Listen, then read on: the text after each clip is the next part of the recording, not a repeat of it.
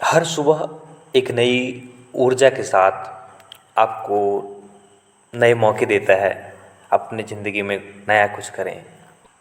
यदि कभी मौका मिले तो सूर्योदय को ज़रूर देखें।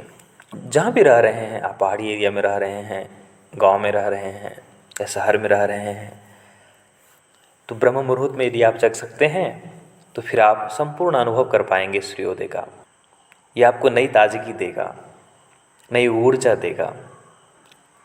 तो दोस्तों, स्वागत है मेरी नई कविता सूर्य शुभागमन कि निशा के अंतिम पहर में, निशा के अंतिम पहर में भोर के शुभागमन पर पर्वतों के झरोके से झांकता अनजान दिनकर।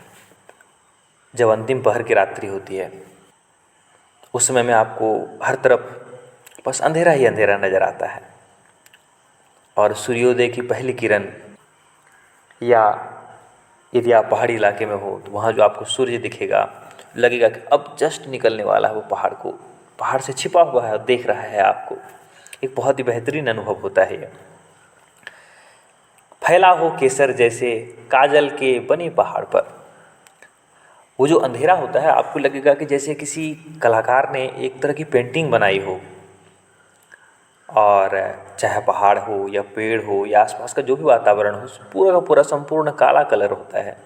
और एकाएक क्या होता है कि हर तरफ लालिमा छाने लगती है, जैसे केसरी केसरी रंग हो हर तरफ, और नई दुल्हन जैसे आती हैं सज संवर कर, हम जैसे उसका इंतज़ार करते हैं कि फैला हो केसर जैसे काजल के बने पहाड़ पर, रंग केसरी धुमिल परछाई और नवेली दुल्हन आई, और नवेली दुल्हन आई। मंद मोहक पवन चली जगा रही हर पात कली। जो सुबह की हवा होती है, हमारी दादी कहा करती थी कि सुबह का हवा हीरा। इसका मतलब होता है कि जो सुबह सुबह की हवा होती है वो बहुत ही पौष्टिक कारक होती है। उसमें वातावरण में ऑक्सीजन की मात्रा बहुत ज़्यादा होती है। जब आप उस समय में टहलने के लिए निकलते हैं या निकलते हैं बाहर, आप जो श्वास लेते हैं वो बहुत ही शुद्ध हवा होती है। इसलिए सवेरे सवेरे हमें निकलना चाहिए। 4 बजे से 6 बजे का जो समय होता है उसे ब्रह्म मुहूर्त का समय जनरली बोला जाता है। उसमें जब आप निकलेंगे तो बहुत ही सुंदर, बहुत ही खूबसूरत, बहुत ही सुगंधित हवा चल रही होती है कि मंद मोहक पवन चली जगा रही हर पात कली, खिल रही प्रकृति जैसे नवकृत रचना आन खड़ी। एकाएक सब कुछ नया नया सा लगेगा आपको। ओले और बूंदें उसकी चमक रहे बनमोती, नव प्रकृति आवरण सुनहला हरी प्रधान संग खिली खिली। ठंडी के मौसम में आपको पत्ते पर छोटे छोटे ओले नजर आएंगे, या पानी का बूंद जो है वो मोती जैसा चमकता हुआ नजर आएगा।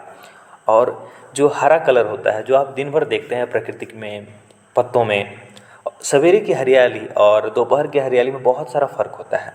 जो सवेरे की हरियाली होती है वो बहुत ही बेहतरीन होती है।